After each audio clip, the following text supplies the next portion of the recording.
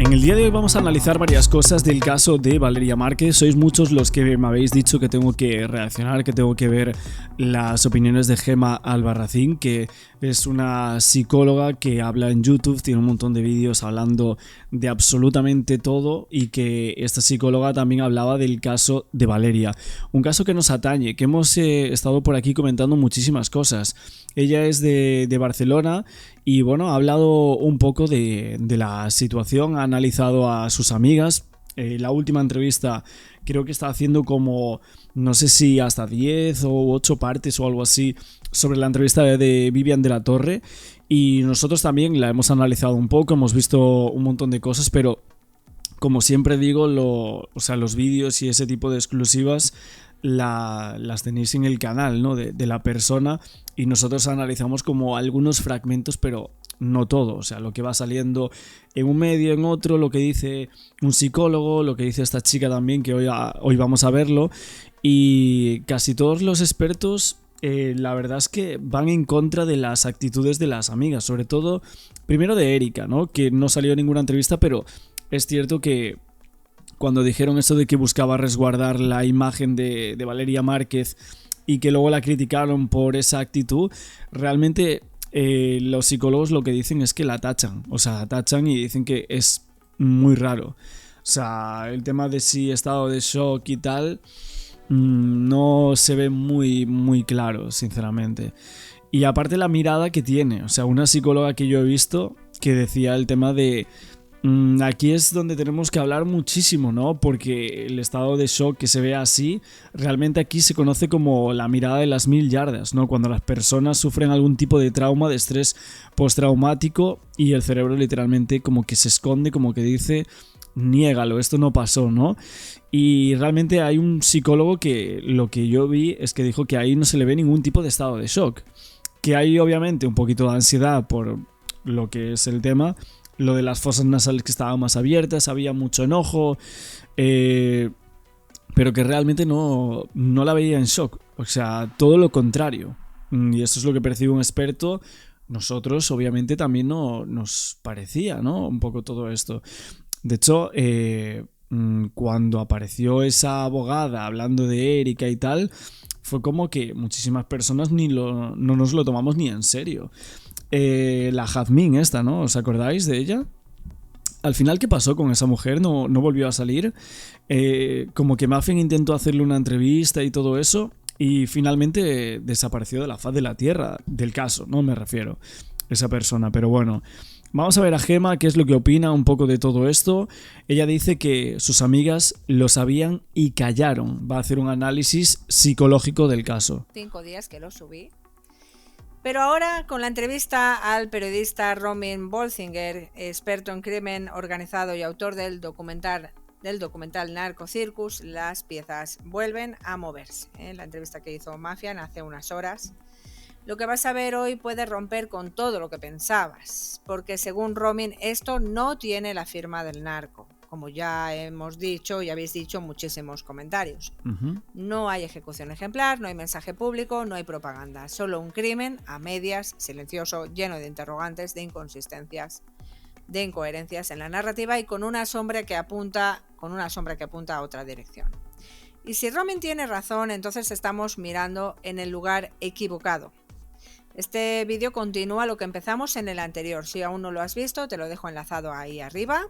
Cuando Romin Bolsinger habla, no lo hace cualquiera.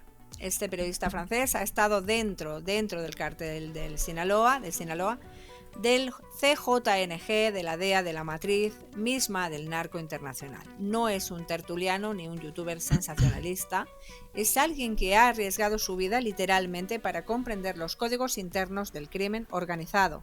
Y si él dice que el de Valeria Márquez no tiene la firma del narco, hay que escucharlo con atención. Pero sí, obviamente cualquier persona se puede equivocar en un caso, pero mucha gente ha visto eso, diciendo eso, de que realmente esto no tiene una firma así. También porque dejaron viva a Erika, o sea, la empleada de Valeria Márquez, y eso es como un punto de flexión también ahí.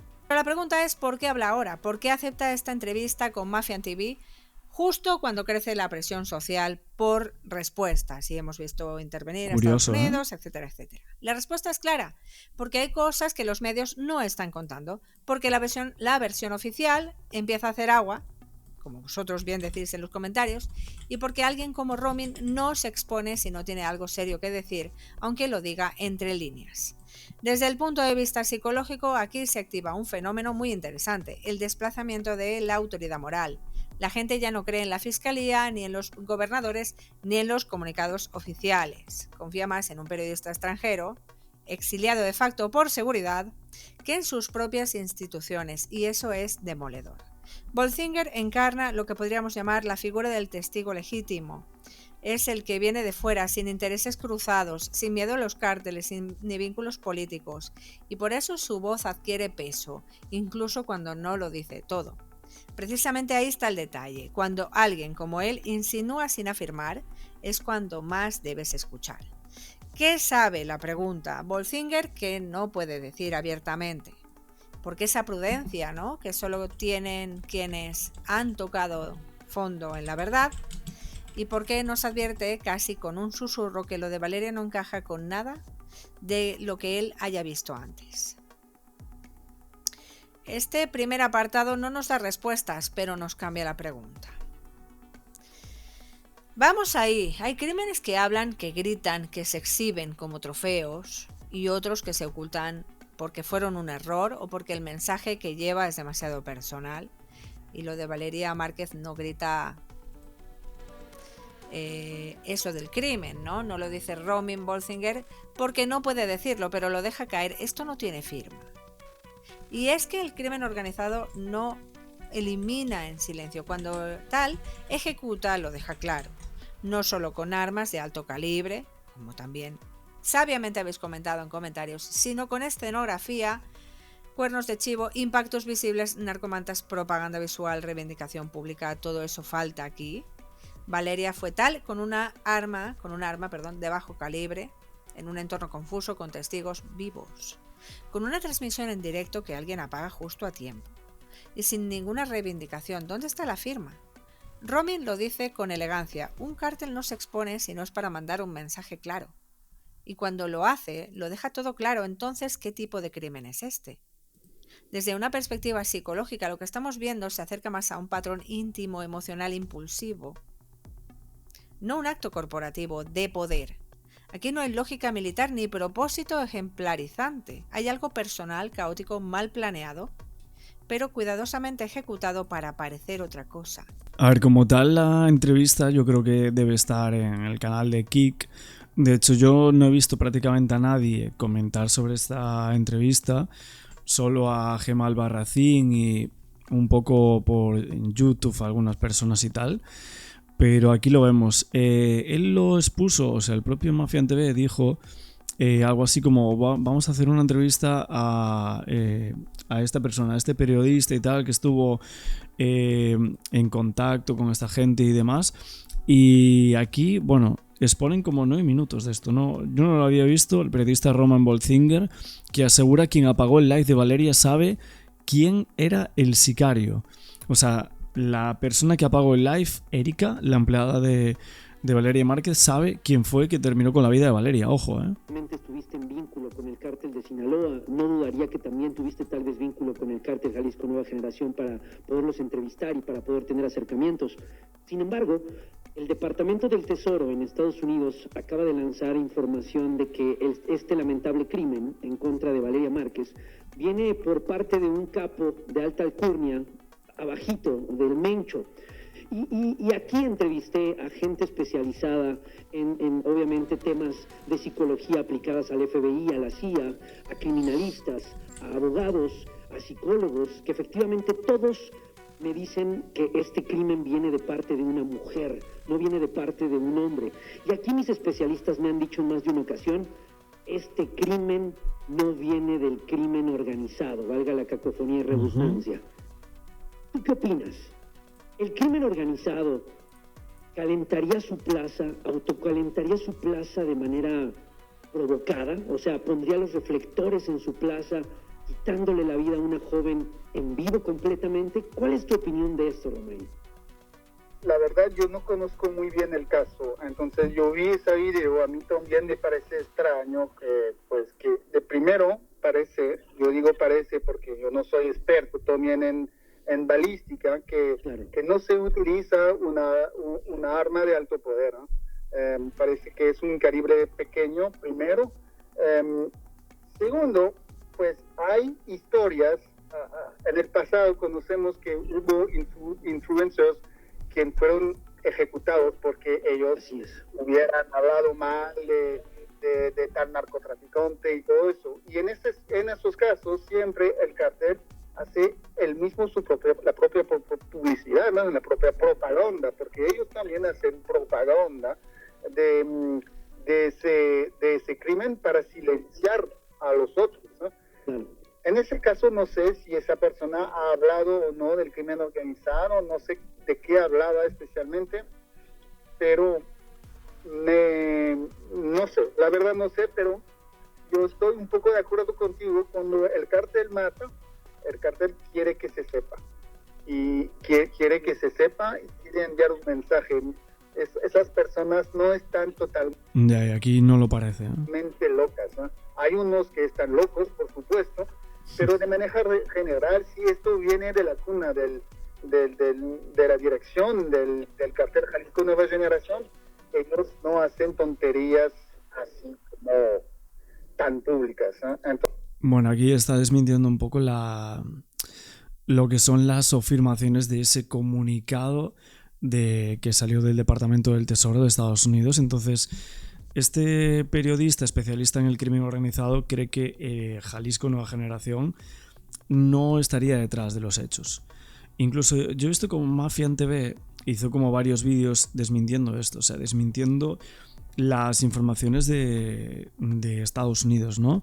Como diciendo, aquí no hay esto, o sea, no van por aquí los tiros, sino que parece que vayan por otro lado, ¿no? entonces cuando hacen ese tipo de cosas públicamente, hay un mensaje detrás que está enviado o a la población, o a los periodistas, o al Estado. Interesante. O sea, ¿quieres decir que efectivamente este mensaje de haberlo hecho tan viral, de haberlo hecho tan público, puede tener un mensaje entre líneas para la población, para las redes sociales, para el Estado? O sea, puede tener un mensaje entre líneas como tal, ¿no?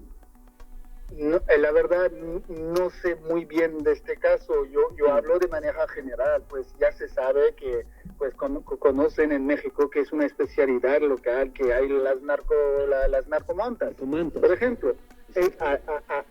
De esa manera comunican. Me contaron también unos sicarios en Sinaloa que la manera de matar es enviar un mensaje. No se mata a una rata, como dicen, a alguien que habla o que, no sé, tener su lengua, de la misma forma que alguien que robó unas mercancías. Y cada ejecución tiene como un código un poco diabólico. Yo estoy de acuerdo con eso, pero eso manda un mensaje dentro del crimen organizado. Y luego, cuando matan a propósito, cuando pues ellos no quieren que se sepa que son ellos detrás, cuando son arreglos de cuentas entre ellos, pues no sé, pero en ese caso, en el caso de Darío Márquez, pues no te podría decir exactamente, conozco bien el contexto, pero pues quizás es una ejecución que fue grabada por error, que no estaba una intención del criminal, que quizás él no sabía que estaba grabado en vivo, ¿no? Algo interesante. O sea, que no cree que querían que estuviese en vivo. Hombre, es que como tal, tú imagínate, o sea, que estuviese grabado en directo como entra una persona y termina con la vida de alguien, ¿no? Aquí lo que están grabados son los disparos. De hecho, está grabada hasta la voz, que eso es lo que me parece raro, ¿no? Que tú digas un vídeo que ha visto todo el mundo, que tienen para conectar la voz, si es más aguda, más grave, de quién sería, la edad de la misma, ¿no? Que muchos expertos decían, no, es que puede estar entre los 30 años la persona que llega allí, ¿no? Que es el que dispara a Valeria. Bueno, pues tienen muchas cosas, ¿no? En otros casos ni siquiera se tendría eso, pero bueno. Vamos a seguir viendo lo de la psicóloga Gema y ahora opinamos. Esto no es un crimen que busca intimidar al Estado, es probablemente un crimen que busca castigar a Valeria por algo privado. Yo lo pienso también. O sea, no creo que Valeria estuviese metida en nada político ni ninguna trama, sino que más bien parece como envidia de algo de su trabajo o de la personalidad que ella tenía, algo así, de amistades o conocidas que ella les hizo algo, les quitó un novio, le hizo esto, era mejor que ella, algo así, y luego evidentemente celos por alguna pareja. No olvidándonos si realmente ese centro de estética podría ser también un poco tapadera, entre comillas, y que hubiese algo de lavado de dinero o no. Y podemos aquí valorar muchas hipótesis. Un conflicto, una traición emocional, una deuda íntima, una venganza, una competencia, una rivalidad. Y aún más inquietante, si no hay firma, ¿quién quiere que parezca que sí la hay? ¿Quién se beneficia del silencio institucional mientras se siembra la idea de que fue el narco? Porque hay algo más peligroso que una ejecución de crimen organizado. Una ejecución no narca que parezca una ejecución narca. Porque esas son las que no se investigan. Así que hay algo que no encaja. La versión oficial dice que detrás del tal de Valeria Márquez está un capo del cártel Jalisco Nueva Generación señalado por el Departamento del Tesoro de Estados Unidos. Muy bien. No por la DEA, ni por la Fiscalía, ni por ninguna agencia de inteligencia criminal. Por una oficina financiera. ¿Desde cuándo un crimen así lo investiga una oficina que se encarga de sanciones económicas? ¿No te parece raro? A Romin también. Y aquí se abre una grieta importante.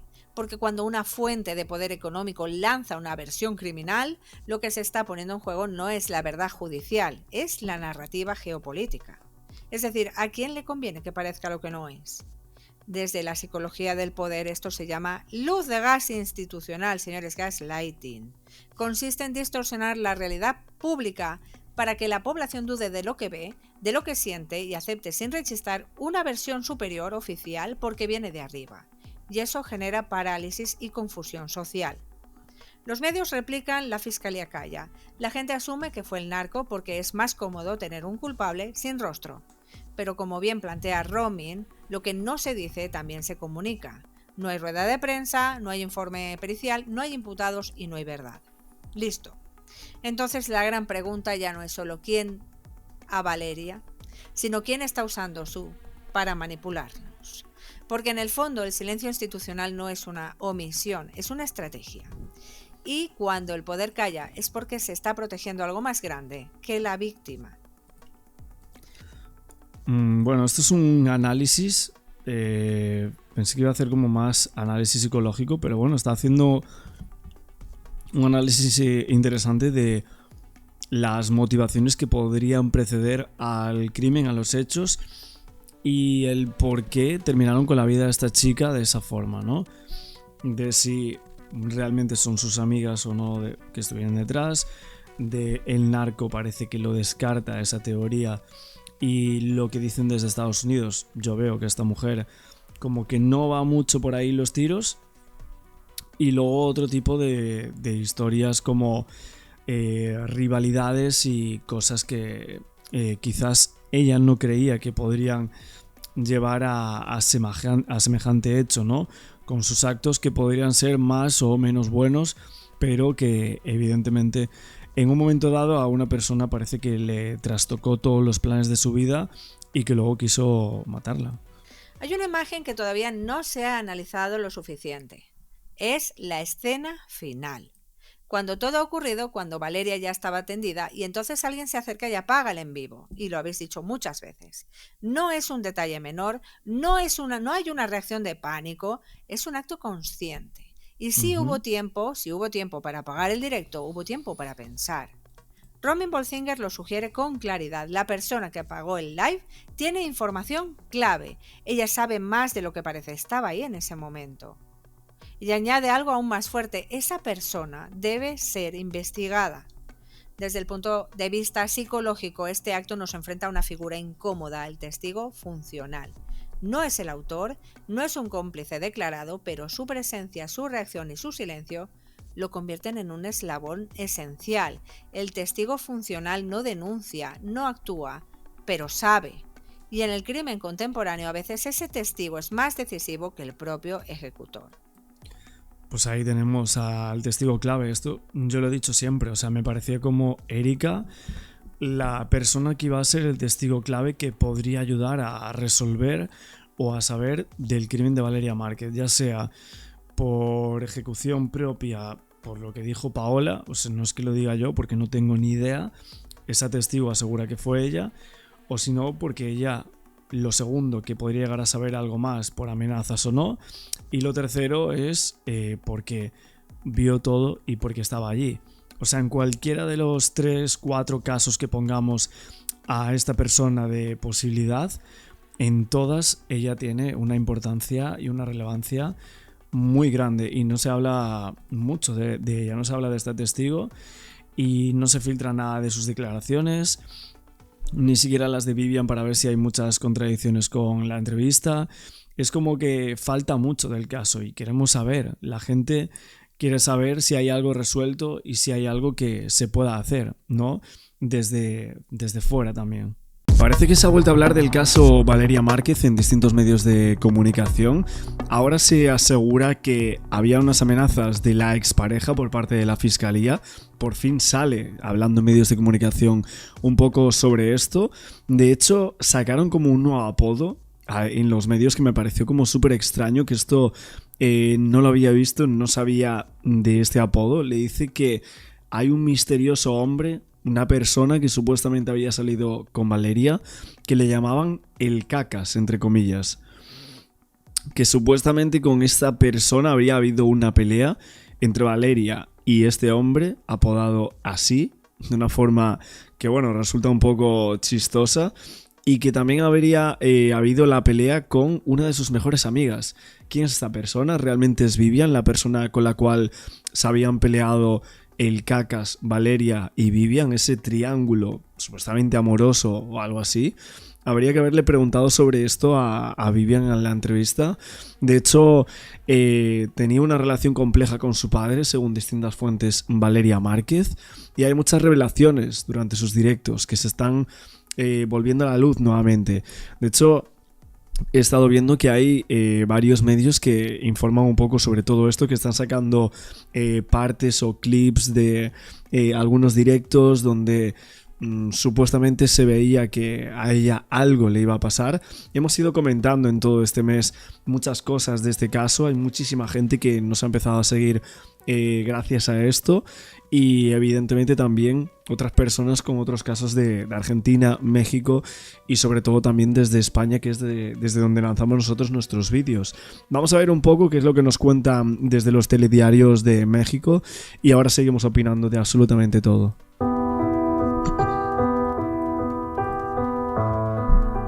Del asesinato de Valeria Márquez, su recuerdo vive y la impunidad pesa cada vez más por el crimen que estuvo a la vista de todos, pero que hasta ahora no ha sido la culpa de nadie. Fue el 13 de mayo que la influencer realizaba una transmisión en vivo por redes sociales desde su estética en Zapopan, explicando que estaba a la espera de un supuesto regalo por parte de un motociclista desconocido, o por lo menos eso le mencionó su trabajadora Erika. El tiempo pasó y la tensión en Valeria creció al no tener claro qué ocurría. Mientras tanto, su amiga Vivian le envió un café y un peluche para la espera. La tragedia ocurrió cerca de las 6:30 de la tarde, cuando un misterioso motociclista se acercó al negocio y ante la mirada expectante de Valeria, le disparó por lo menos en 3 ocasiones, hiriéndola en el tórax y la cabeza. Mientras, Internet fue testigo de semejante atrocidad y la influencer perdió la vida frente a la cámara.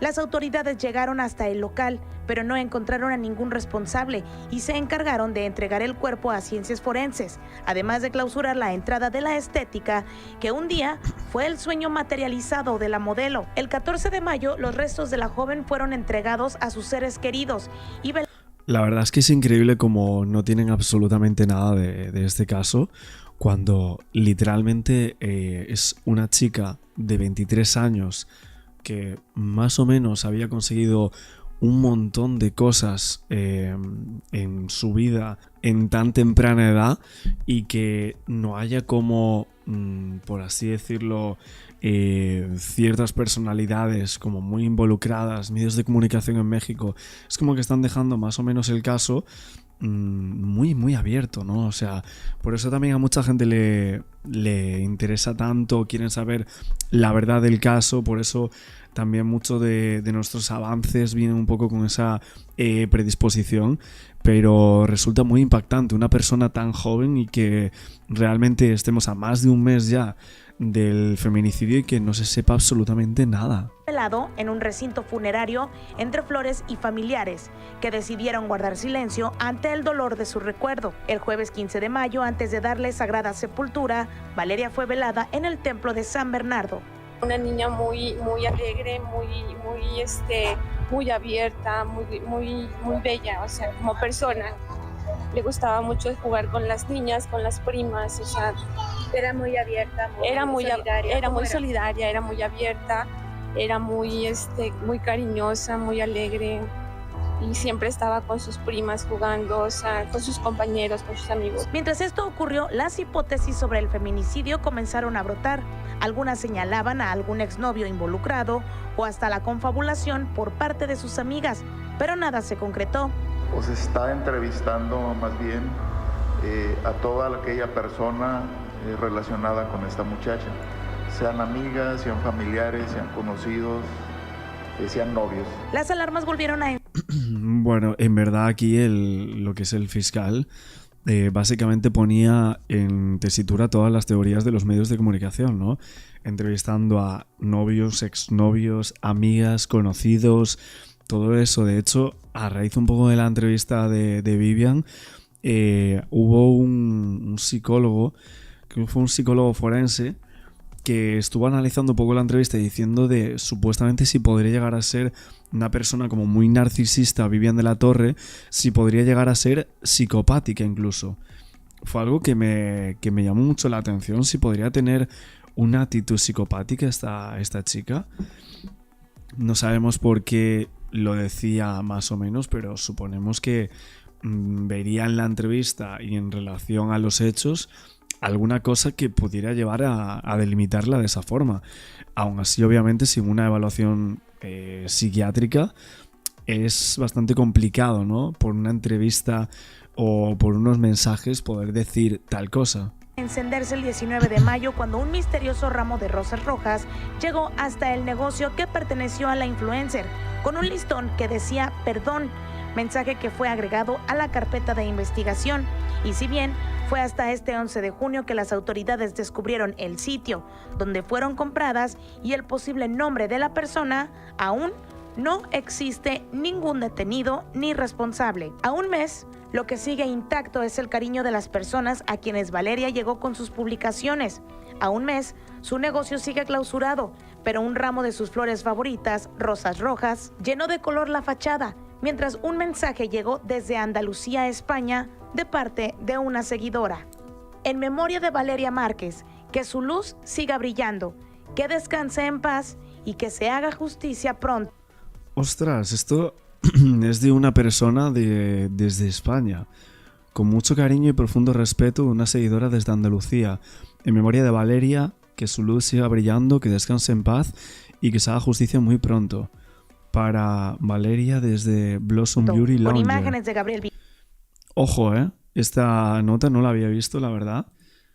Bueno, no sale el remitente, no sale quién es, pero suponemos que será alguna persona que también ha visto nuestro contenido, ¿no? Nuestros vídeos desde España. Había visto como mucha gente hablando de este caso y en comentarios y demás, desde distintas partes de España, como muy involucrados, ¿no? Mucha gente muy involucrada en este caso, desde aquí, desde España también. Nosotros, evidentemente, en YouTube, hablando del mismo, porque fue un tema muy viral, aún continúa un poco a día de hoy, evidentemente menos, pero sí que seguiremos sacando noticias de este caso, iremos sacando distintas cosas, rememorando algunas y viendo si a lo mejor sacamos algo en clave de las entrevistas que están, de los medios de comunicación, de absolutamente todos los avances que haya del tema. Vamos a... Vamos a ver también un reportaje que sacan desde Colombia sobre este caso, hablando de el autor material de los hechos, porque sería que hay un autor material y un autor intelectual. La noche del martes 13 de mayo de 2025, la influencer Valeria Márquez fue asesinada mientras transmitía en su canal de TikTok. Tenía 23 años y más de 95.000 seguidores que la seguían por sus contenidos relacionados a la belleza. Su muerte, que quedó registrada en redes sociales, ha generado una ola de indignación. Hoy, en Es Tendencia, le contamos las 3 claves y la cronología del caso que ha sacudido a México. En una hora regreso. ¿Y en qué venía? ¿En moto?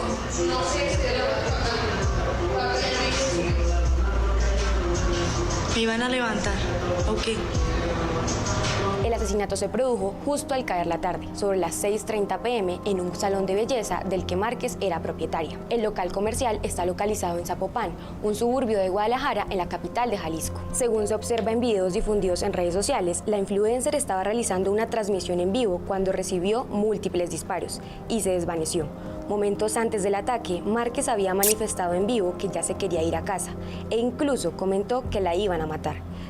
Oye, el tema de la moto, al principio habían dicho que el sicario venía en moto, luego cambiaron que si una camioneta, otro coche blanco, hubo contradicciones ahí por parte de la fiscalía y creo que el gobernador de Jalisco también dio unas declaraciones que eran totalmente contradictorias, Sin ¿no? embargo, dijo que se quedaría porque estaba esperando un regalo costoso que le prometió una de sus amigas. 2 de estas fueron nombradas durante la transmisión, Vivian y Erika, la última siendo su empleada. De acuerdo con los primeros reportes de la Fiscalía de Jalisco, un hombre entró disfrazado de repartidor y le disparó a la mujer. Este mismo domiciliario había llegado al establecimiento minutos antes, le entregó un café, un peluche y le preguntó su nombre a la víctima. Minutos después, llegó y la atacó. Hay una investigación, se está trabajando para poder encontrar primero a los responsables y el móvil de por qué fue esta situación. Y es muy, obviamente nuestra solidaridad con su familia. Miles de comentarios, reacciones. ¿Y el móvil, finalmente, cuál es? No de este caso, porque dicen hay que encontrar el motivo. ¿Cuál era el motivo para terminar con esta chica de esa forma, ¿no? Contratando a un presunto sicario. ¿Tienen algo que ver sus amigas?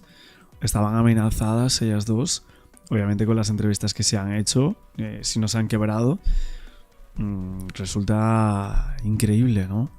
Miles de comentarios, reacciones e hipótesis surgieron de inmediato, una señalando a sus amigas y otra. Dice, parece que Valeria presentía lo que estaba por suceder. Fue asesinada en una transmisión en vivo. Yo personalmente considero que no se debe viralizar el vídeo completo. Es cierto, de hecho, nosotros sin querer, en algunos vídeos, cuando hacíamos voz en off y colocábamos los vídeos de la prensa, habían algunos que se nos había colado como parte del vídeo, o sea, como unos segundos, y mucha gente nos lo decía, que no querían verlo, ¿sabes?, en esas situaciones. Otras hablando que el homicidio habría estado relacionado con el crimen organizado, además de ser planeado por el poderoso cartel de Jalisco Nueva Generación, que tiene su base de operaciones en el estado. Al parecer, señalan que su expareja sería uno de los presuntos cabecillas del grupo. Pese a la información, las autoridades dictaron que este caso no está relacionado al narcotráfico y desde el principio se está dictando con los protocolos de un feminicidio.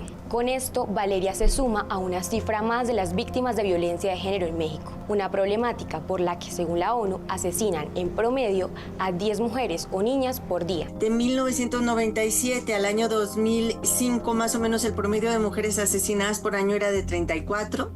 Del 2006, que el 2006 es un parteaguas en el país, ¿no? Por la agudización de la violencia en general, pero particularmente en contra de las mujeres, se incrementa a 78. Entonces, si te das cuenta, pasa de 34 mujeres asesinadas diariamente a 78, que más o menos es del 2006 al 2010. El 2010 es la década en donde rebasamos el centenar de mujeres, ¿no? A partir del 2010, más de 100 mujeres son asesinadas al año en Jalisco. Y es la década, pues, porque en el 2020, desde el 2018-19, comenzamos a rebasar los dos centenarios, ¿no? Más de 200 mujeres son asesinadas cada año en Jalisco. Entonces, ese es el contexto que vivimos, el de violencia contra las mujeres, pero que además, a propósito del asesinato de Valeria, se ha significado en los últimos años porque ya no es solo que las priven de la vida, sino cómo las privan de la vida. Ese es el contexto de violencia que se vive en México, en el país, pero particularmente en Jalisco, que es la sede de la criminalidad, que ahorita tiene una vigencia y un papel. A ver, pero aún así hay que ver también los contextos de cada caso, ¿no? Porque hay casos que evidentemente la asesinan a la persona por el hecho de ser mujer, pero ¿es este el caso realmente? O sea, ¿es el caso en el cual Valeria Márquez fue asesinada por ser mujer, o por andar con personas que no debía, o por tener situaciones en su vida, ya sea sentimental o amistosa, que quebraron, por así decirlo, ciertas relaciones que llevaron a la motivación de terminar con ella? A ver, evidentemente nada justifica que se le quite la vida a otra persona, es evidente, ¿no? Ya sea entorno familiar, entorno de amistad o lo que sea, nada lo justifica. Pero hay que ver con quién andaba, hay que ver qué es lo que hacía esta persona para saber cuál es la motivación.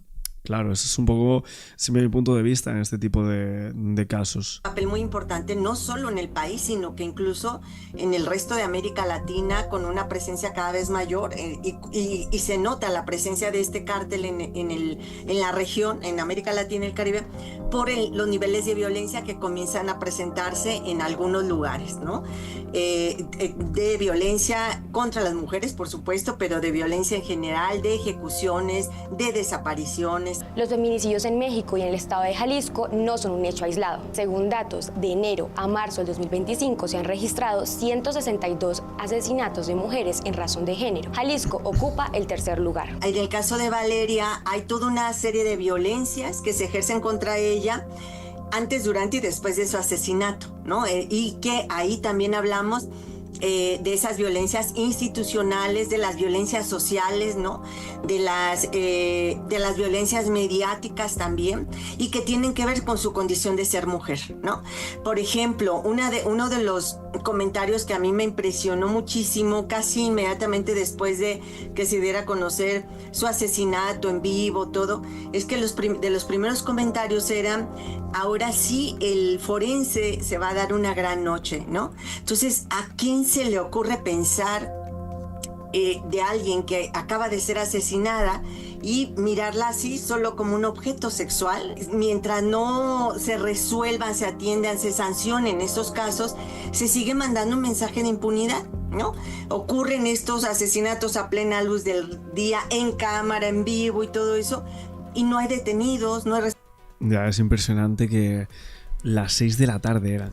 Las 6 de la tarde en un sitio donde parece que era bastante concurrido, como muchos trabajadores, muchas personas llegando a esos centros, a esos lugares, que nadie haya visto nada, que no haya ni un solo testigo, que no den para nada con el agresor de Valeria Márquez, que los medios de comunicación no tengan prácticamente nada ni de sus exnovios. O sea, el primer día apareció un nombre, aparece el nombre R, tal, que si esta persona venía de este lado, que si había terminado con la vida de estas personas, que si no sé qué. A partir de ahí parece que los medios hicieron como un pacto de silencio, no lo volvieron a nombrar a esta persona ni a nadie más. Hablan con apodos de algunas personas.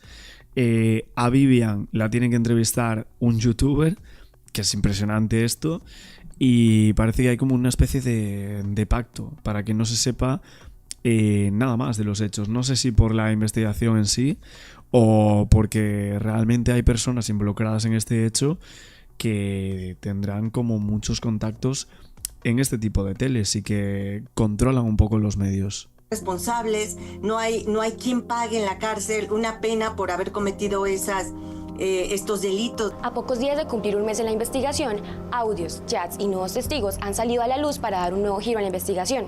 Aquí le explicamos en 3 claves lo último en el caso. Lo primero es la hipótesis que manejan las autoridades del crimen. Los videos de hacia dónde huyeron, porque tomaron, cuando agreden a esta influencer, a Valeria, toman 2 rutas distintas en 2 vehículos distintos, en una motocicleta y en un automóvil blanco. toda la información de a dónde huyeron, cómo. Mira, es que lo que dice aquí el gobernador es literalmente lo contrario a lo que dice el fiscal de Jalisco. Se desplazaron, todo se dio por medio del C5, o sea, las cámaras funcionan y funcionan adecuadamente. De acuerdo con Denis Rodríguez. Entonces, ¿las cámaras funcionan o no funcionan ya? Si es que... Vocero de la Fiscalía, el autor material del homicidio no tendría ningún tipo de relación con Valeria y de hecho no había ido solo. Conforme con videos de cámaras de seguridad bajo el poder del Estado, el hombre ingresó al salón mientras estaba acompañado de otro individuo que lo esperaba en una motocicleta. El gobernador de Jalisco, Pablo Lemus Navarro, mencionó en rueda de prensa que estas personas tomaron 2 rutas distintas en 2 vehículos para huir, la motocicleta y un automóvil blanco. Por lo pronto, las autoridades han entrevistado a 30 personas cercanas a Valeria. En el último comunicado enviado el 29 de mayo, el fiscal del caso indicó que se espera pronto tener resultados favorables. La segunda clave de los hechos es la aparición de un relato de un nuevo testigo. Según la testigo, habría sido una mujer que estaba con ella y que sería su empleada de servicio, la cual fue identificada como Erika. Güey, me quedé preocupada.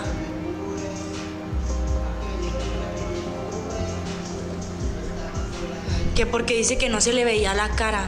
La supuesta testigo ocular mencionó que cuando el domiciliario se preparaba para sacar algo de su maleta, la otra mujer presente despachó... Bueno, sí, es que aquí en esta parte está hablando con Erika, de hecho.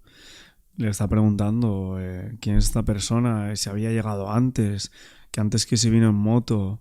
las balas de un arma contra la creadora de contenido. Al parecer, dicha persona vio toda la situación. Las declaraciones de Erika, según las autoridades, son una pieza clave para reconstruir el asesinato, ya que sería la única persona de turno en el establecimiento y la última que se vio en cámara en la transmisión en vivo tras apagarla. El fiscal... Claro, Erika lo vio todo, ¿no? Vio entrar a la persona, vio preguntar su complexión, si estaba sin máscara o sin... ningún baklava o algo así, ¿no? Que tuviese en ese instante al entrar, si le vio la cara, si no, su complexión, todo eso. Y por dónde se fue, si para la izquierda, para la derecha. Salvador González de los Santos aclaró que esta supuesta testigo no ha hecho declaración oficial. Pues sí nos gustaría, si tiene información, pues que sea un poquito más precisa, que se presente a la fiscalía y con mucho gusto la recibimos y le tomamos su comparecencia. Evidentemente en estado de shock, ella decidió detener la transmisión con una única intención. Oye, esta abogada, la Escamilla, esta no volvió a aparecer, ¿no? Sé que hubo una polémica ahí con Mafian TV, como que supuestamente él decía que le quería filtrar el número y tal, pero luego no volvió a aparecer. De hecho, ni siquiera salió para defenderse de la entrevista esta de la tal Paola, diciendo que era totalmente falsa o así, que yo pensaba que iba a pasar eso, porque fue como hipermediático. De hecho, lo sigue siendo, ¿no? O sea, hay mucha gente que sigue creyendo que la propia Erika que estaba allí fue quien disparó a Valeria Márquez, ¿no? A raíz de esa entrevista, que creo que tiene...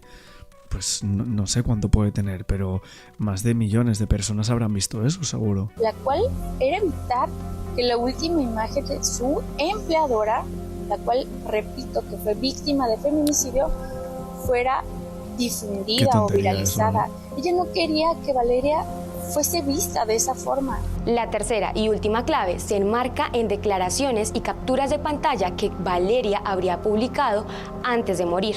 En estas, la creadora de contenido se refiere a un presunto acoso o amenazas que habría recibido por parte de su expareja. No conoces mis peores lados.